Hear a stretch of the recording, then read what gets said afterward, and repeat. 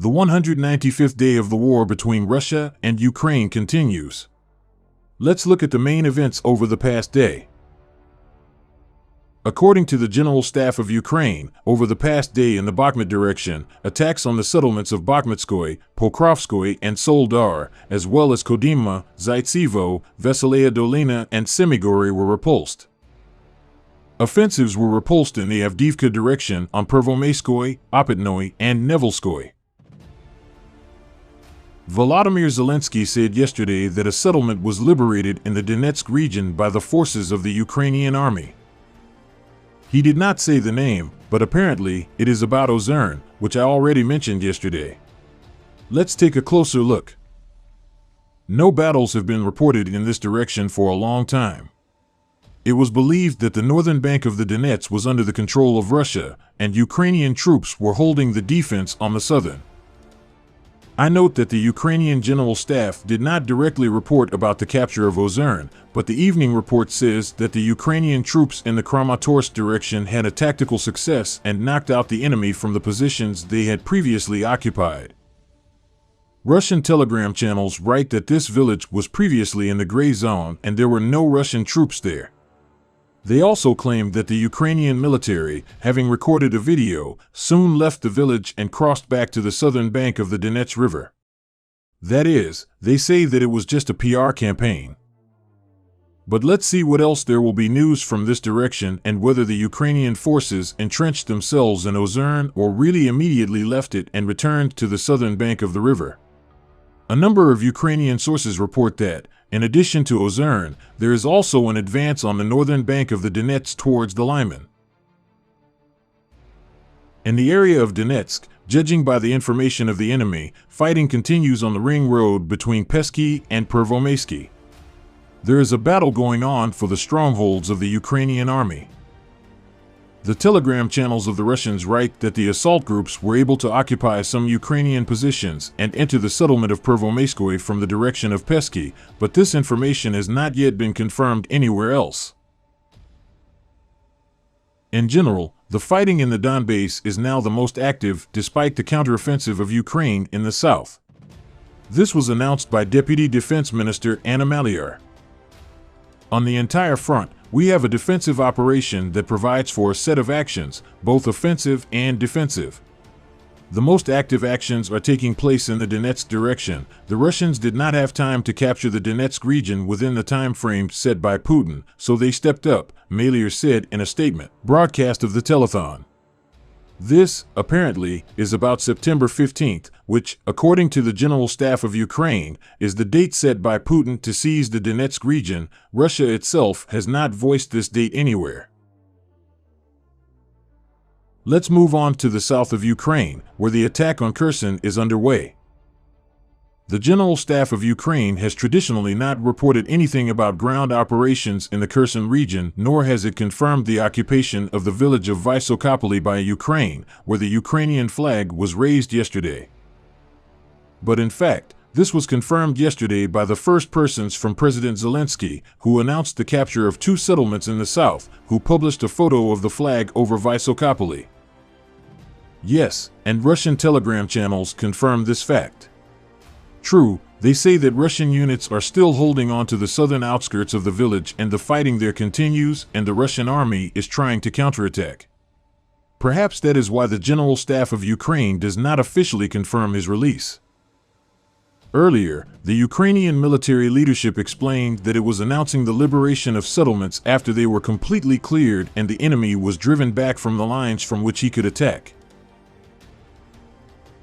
Another official report on the situation in the Kherson region was from the Operational Command South.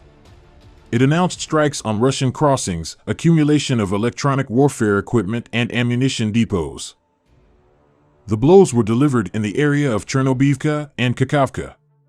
There was also shelling of the positions of Russian troops near Deryevka and in the Tauride region. In the evening, the General Staff of Ukraine supplemented this information. In the city of Kherson, more than 30 servicemen and 3 enemy tanks were hit, and an anti-aircraft missile system and 6 enemy trucks were destroyed in the area of the Antonovsky Bridge and the crossing.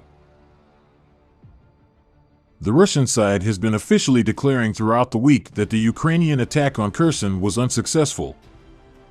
The Russian Defense Ministry claims that the Ukrainian military lost 11 tanks, 15 armored vehicles, 9 pickup trucks with heavy machine guns, and more than 220 soldiers during attempts to gain a foothold in the areas of the Nikolaev-Kryvyi Rih direction.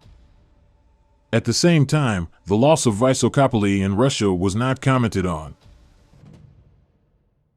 Traditionally, Russian military telegram channels give more details, which, judging by the fact that they are regularly quoted by Western think tanks, give a more or less versatile picture. According to them, the front line in southern Ukraine has now stabilized, except for certain sections. At the same time, Ukrainian troops continue to transfer reserves to the front line.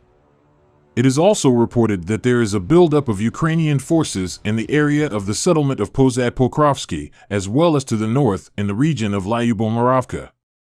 Russian artillery fire is concentrated there. It is also reported about the raids of individual Russian units on the positions of the Ukrainian army. Under the settlement of Davidov Brod, Ukrainian forces reportedly concentrated on the Andriivka-Sukhoi-Stavik section.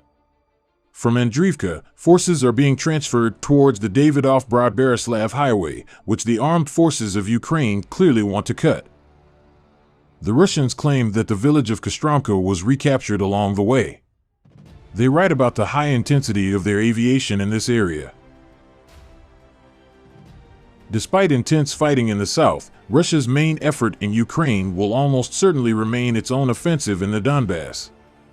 British intelligence writes about this. The main directions of this offensive are near Avdiivka and 60 kilometers to the north around Bakhmut. On the Bakhmut direction, Russia has achieved the greatest success. Its forces are still advancing at about 1 kilometer a week in the direction of Bakhmut. The political goal of the operation in Donbass will almost certainly remain the capture of the entire Donetsk region, which will allow Russia to announce the liberation of Donbass. At the same time, Russia has repeatedly shifted the deadlines for completing this operation, which complicates plans to hold referendums on the annexation of the occupied territories. Also, the West began to supply Ukraine with winter equipment, writes the German newspaper Spiegel. Ukrainian Defense Minister Oleksiy Reznikov reportedly wrote a letter to NATO calling for the urgent delivery of winter clothing and tents for 200,000 soldiers. The US, Canada, Sweden, and Finland have already promised supplies that will cover 50% of the request. But the search is complicated by the fact that stocks of winter equipment in most countries are mainly reserved for the soldiers of their own armies, and that winter clothing is also a popular and scarce commodity on the world market. Own deficit is one of the main constraints on military assistance to Ukraine. This was recognized today by the High Representative of the European Union, Josep Borrell. Arms stockpiles in Europe are running out, he said. The military stocks of most states were, I would not say exhausted, but depleted to a large extent, because we provide a lot of potential for Ukrainians, he said during a debate with European lawmakers. That's all for now. I'm waiting for your opinion in the comments. Please support the channel by liking and subscribing. Thank you.